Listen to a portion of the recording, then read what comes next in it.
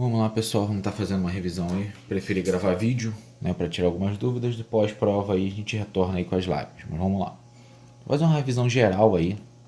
A gente já fez aí os exercícios, já tinha colocado a aula passada, então agora a gente vai estar fazendo uma revisão geral sobre os principais tópicos aí que podem cair aí na prova de vocês. Então, primeira coisa, a gente vai dar uma focada no capítulo 2. No capítulo 2 ele primeiro fala de quantização da carga elétrica, tá certo?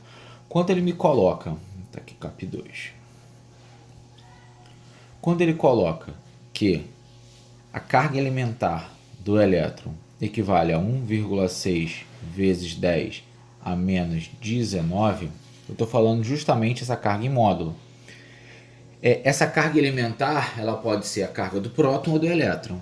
Vai mudar o sinal. Se for carga do elétron, entra o menos. Se for carga do próton, entra o mais. Assim a gente coloca a carga elemental como sendo o E. Beleza?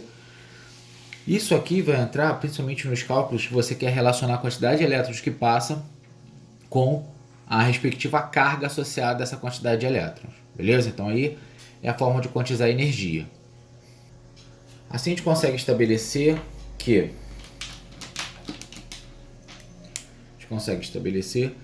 que Q é igual a N vezes zero. Ou seja, se você pegar a carga elementar e multiplicar pelo número de elétrons ou prótons, eu consigo achar o número de cargas que circulam neste meio. Então, já consigo a minha primeira relação aí. A gente vai fazer uma revisãozinha rápida aí. Beleza, o que a gente pode falar, por exemplo, então, sobre condutores? Eu tenho aí condutores chamados de três tipos, né? Eu tenho os condutores que são conhecidos como primeira classe. Eu tenho os condutores conhecidos como segunda classe. E eu tenho os condutores conhecidos como terceira classe. O que significa cada uma destas classes aí presente? Primeira classe são os condutores metálicos. Segunda classe são os eletrolíticos, né? Eu estou falando de soluções que tenham a presença de íons eletrolíticos. Terceira classe são os gasosos, né? Quando eu tenho aí, por exemplo, gases que são ionizados, né? Existem alguns gases aí que têm a capacidade de ionizar, a gente consegue conduzir eletricidade por eles. Além disso, a gente consegue também falar sobre os isolantes. Quando eu falo de isolante, basicamente aí, eu estou comentando sobre materiais que não conseguem conduzir carga elétrica com facilidade, apresentam grande resistência a essa movimentação livre de carga elétrica. Então aqui eu estou falando, por exemplo, da borracha, dos plásticos e etc. Beleza? Quando a gente trabalha com os semicondutores são muito utilizados aí. Eles são muito utilizados aí em equipamentos eletrônicos, né, porque eles só permitem a passagem, né, de corrente elétrica até uma determinada quantidade. Então ele é como se fosse um intermediário entre isolante e condutor. O isolante isola muito, né? Resiste muito à passagem de corrente, esse aqui resiste pouco, esse aqui é o intermediário desses dois. Então os semicondutores são o germânio, tá certo? Germânio, silício são os principais condutores até utilizados em computadores. Beleza? Germânio e silício são os principais. E a gente pode falar também dos supercondutores, rapidinho. Esses supercondutores, eles apresentam... Então, eles são fluidos, né, que fluem basicamente sem resistência. Então, são fluidos sem resistência, sob determinadas condições. Beleza? Temperaturas normalmente muito baixas. Então, vamos falar agora de alguns princípios para a gente passar, para dar tempo de a gente falar de tudo. Então, princípio de Dufay. Então, a gente sabe que, vamos colocar até em laranja, cargas de mesmo sinal se repelem e de sinais contrários se atraem.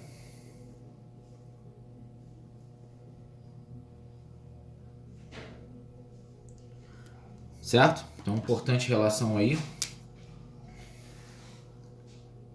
Vale a pena entrar aí no modo da revisão.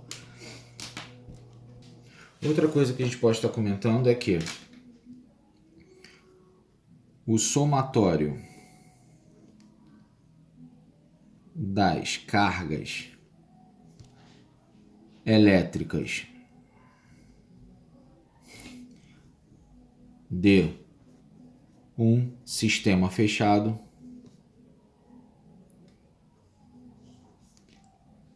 se mantém constante. Então, o que eu estou querendo falar aqui? Mesmo que haja troca de carga entre os elementos, se eu somar essas cargas, ela tem que permanecer um número constante. Não está entrando nem saindo carga. A carga não se perde. Então, vamos continuar a avançar para os processos de eletrização e falar da lei de Coulomb. Certo? Então, vamos lá. Se a gente pega eletrização, ela pode acontecer de 3 tipos. Por atrito, ela pode acontecer por contato, ou ela pode acontecer por indução. Então, quando eu falo de eletrização por atrito, eu estou falando de corpos de materiais diferentes que, ao final, terão mesma carga com sinais diferentes, beleza? Então, estou falando de materiais que no final eles vão ter a mesma carga com sinais diferentes. Um tem mais 2Q, o outro vai ter menos 2Q. Contato. Corpos que trocam carga pelo contato direto e terão mesma carga. Eu vou colocar a carga proporcional. Por quê? Se forem mesmo tamanho, mesmo material, dividiu por 2, tranquilo. Se forem tamanhos diferentes, ele é proporcional ao raio. Quanto maior o raio, maior a tendência de ter carga, beleza? Indução. Aproximação de um corpo carregado sem contato direto. Então aqui eu estou falando da aproximação de um corpo em que ele vai induzir carga elétrica, mas sem tocar, beleza? Então esses 3 tipos. Lembrando que por indução eu tenho, por exemplo, 2 esferas carregadas, né? Deixa eu colocar um exemplo aqui. Eu tenho 2 esferas carregadas. Eu tenho uma esfera carga, por exemplo, positiva. Então, como aqui os elétrons querem ficar próximos, os elétrons das 2 esferas vão querer ficar perto. Então, vai ter uma migração de elétrons aqui, vai ficar mais negativo e aqui vai ficar mais positivo. Então, você conseguiu eletrizar por indução. Separou, fica uma negativa e outra positiva. O outro tipo é quando você liga esse corpo na Terra. Lembrando que o fio terra, a Terra é um grande corpo neutro, né? Se você aproximar uma carga positiva, os elétrons vão sair da Terra e querer ficar o mais próximo possível da carga positiva. Se ele for negativo, processo inverso, tá bom? Então, só para deixar claro, vamos avançar para o próximo tópico. Vou falar então da nossa lei de Coulomb.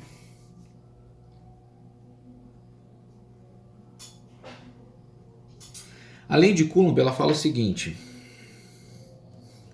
Ela fala que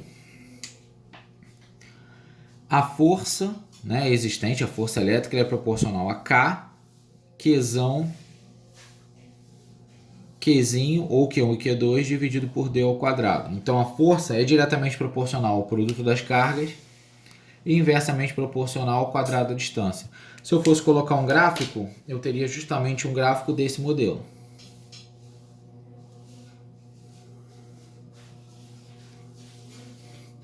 Então eu teria um gráfico decrescente nesse formato, beleza? Se forem várias cargas, você vai ter que aplicar de uma a uma, né? Se, por exemplo, eu tiver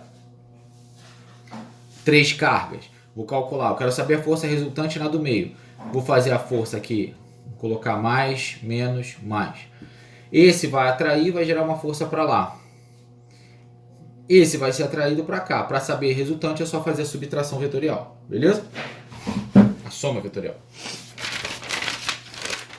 Então, continuando, vamos dar uma avaliada aí agora em campo elétrico, CAP 3.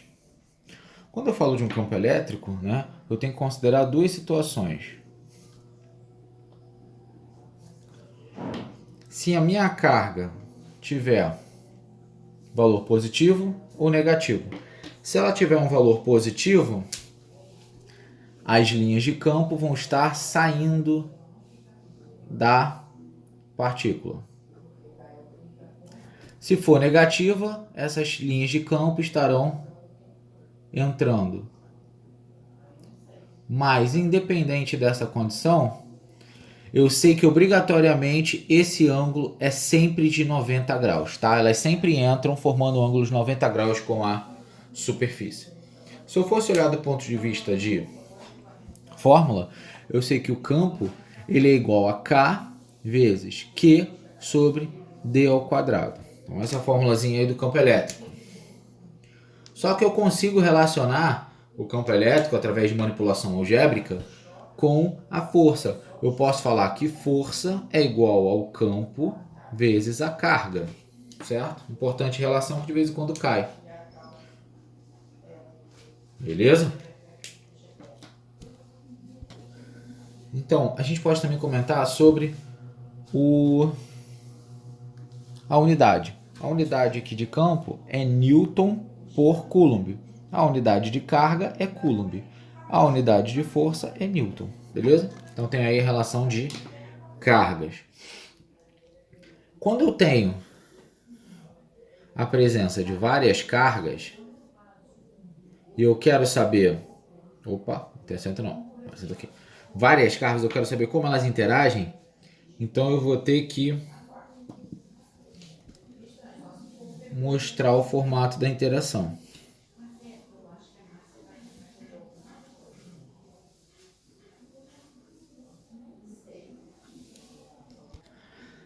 Então, galera, continuando, o que nós vamos ter? Se você tiver duas cargas positivas ou duas cargas negativas,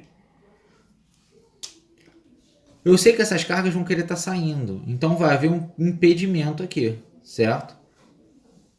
Se eu for analisar,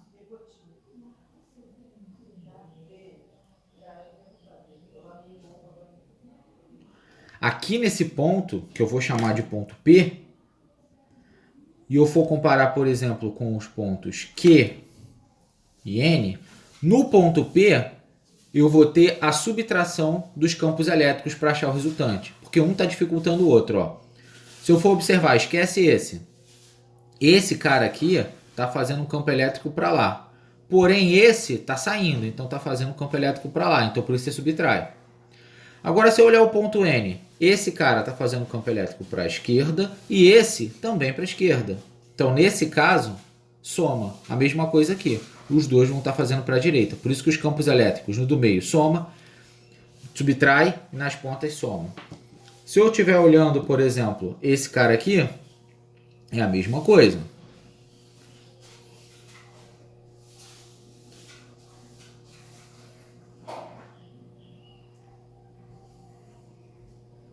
Certo? Então, nesse cara aqui, o que eu vou ter?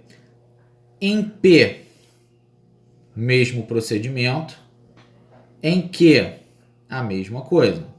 Então, tanto na situação de cima, dois positivos, como na situação de baixo, eu subtraio no meio e somo nas pontas, tá vendo? Mesma setinha. Agora, se eu tiver um positivo e um negativo, o que vai acontecer?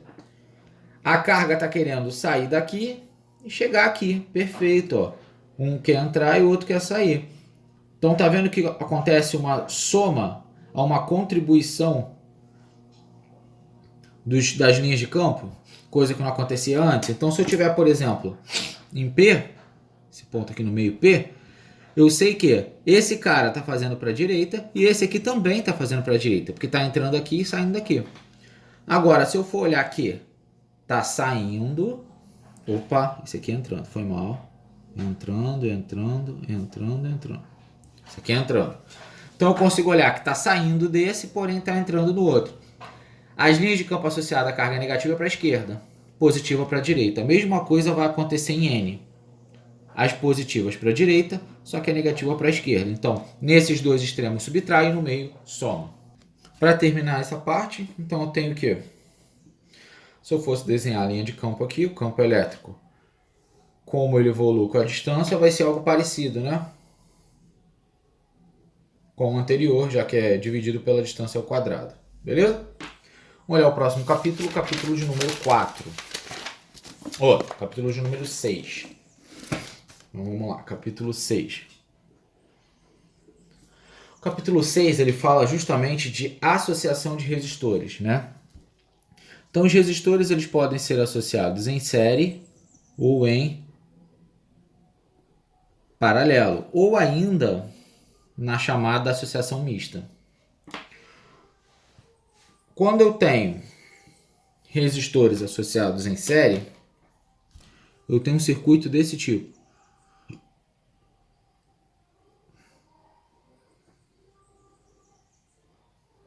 R1, R2. O que acontece nesse circuito? A corrente elétrica não tem outro caminho para ir. Então a resistência equivalente ela vai ser igual a R1 mais R2, ou mais quantos forem necessários aí que tiver a mesma corrente.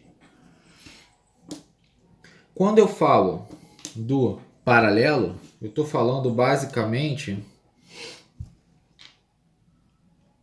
de resistores que têm a mesma diferença de potencial, certo? Então, ó, não é a mesma corrente que passam por eles, quando eu comparar em R1 e R2, só que os resistores estão ligados pelas mesmas extremidades, sem nada no meio, tá vendo? Não tem nada. Se tivesse um resistor aqui já não poderia falar, mas esses dois não tem nada no meio, estão ligados pela mesma extremidade.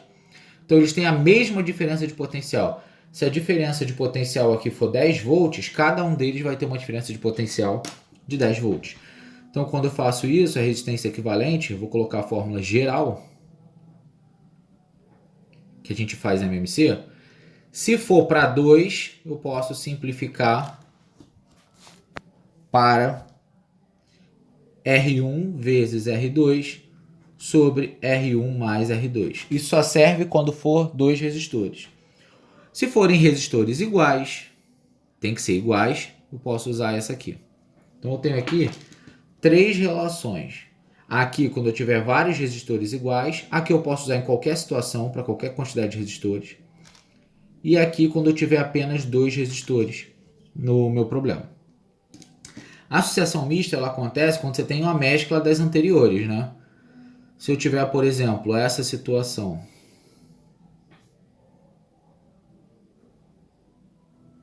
Ou essa situação.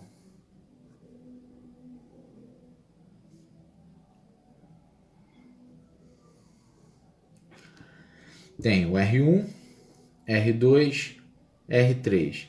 R1, R2, R3. Na primeira situação eu consigo perceber primeiro, os resistores não estão em série, não é a mesma corrente. Posso falar que eles estão em paralelo, ó, porque não tem nada que impeça que suas extremidades se liguem. Então, primeiro, eu resolveria R2 em paralelo com R3, normal, usando essas fórmulas, substituiria isso por um único resistor, que estaria em série com esse. Porque se eu tiro e coloco um único, só tem um caminho. Aí eu faria, esse cara aqui eu vou chamar de R4. Então eu faria R1 em série com R4, que é resultado dessa de cima. Agora olha para cá. Eu não posso falar que R1 e R3 estão em paralelo, porque eles não estão ligados diretamente pelas extremidades. Ó, tem esse resistor aqui no meio. Agora, esses dois estão em série. Então eu faria primeiro R2 em série com R3, que eu vou chamar isso de R4, esse é resultado. Depois eu faria R1 em paralelo com R4. Beleza? Então essa é a sequência quando eu tenho um circuito chamado circuito misto. Vou falar rapidinho, que a gente chama de curto-circuito. Quando você tem um curto-circuito, é onde você tem um pico da corrente. Por quê? Você está ligando dois pontos com um fio de resistência desprezível, né, quase zero, e esses dois pontos terão a mesma DDP, ou seja, é mesmo potencial, foi mal, mesmo potencial. Posso falar o quê? Que a DDP entre esses fios, entre esses pontos será zero, né? Se eu colocar um circuito assim, A, B. Aí eu fui e mandei um fio aqui, ó. Fio verde tem resistência praticamente nula. A corrente elétrica vai passar quase que na sua totalidade por aqui. Então eu posso falar que a DDP AB ela vai ser zero, porque está no curto-circuito. Beleza? Vamos avançar falando rapidinho de aparelhos de medida. Então, quando eu falo de aparelhos de medida, primeiro eu tenho que falar no galvanômetro.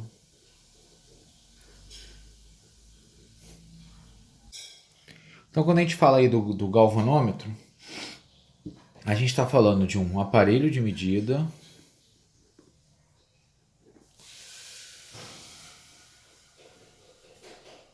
que detecta correntes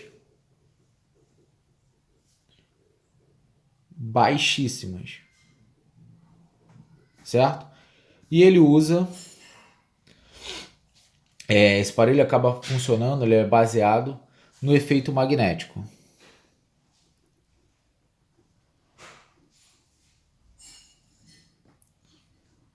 Da corrente, beleza? Galvanômetro importante. Voltímetro. Então, quando eu falo de um voltímetro, eu tenho primeiro, de cara, ele tem alta resistência.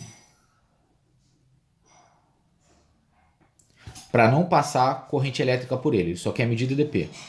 Além de ter alta resistência, ele mede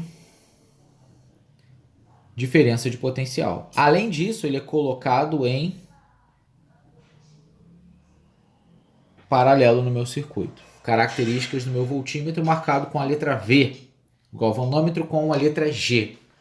Beleza? A gente considera ele aí como sendo um valor ideal. Amperímetro.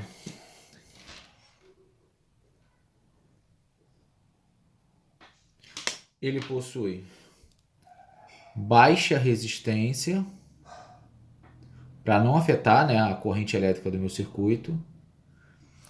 Ele mede corrente e ele é colocado em série no meu circuito elétrico. Beleza? Tem alguns equacionamentos aí que vale a pena vocês darem uma olhada, mas aqui eu estou focando aí na revisão. Então, para a gente estar fechando, vamos falar só da ponte de Winston.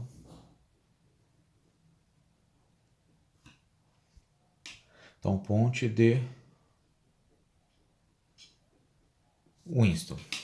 Ponte de Winston nós temos quando eu tenho um circuito parecido com esse. Ele foi muito utilizado antigamente para sistemas de medida.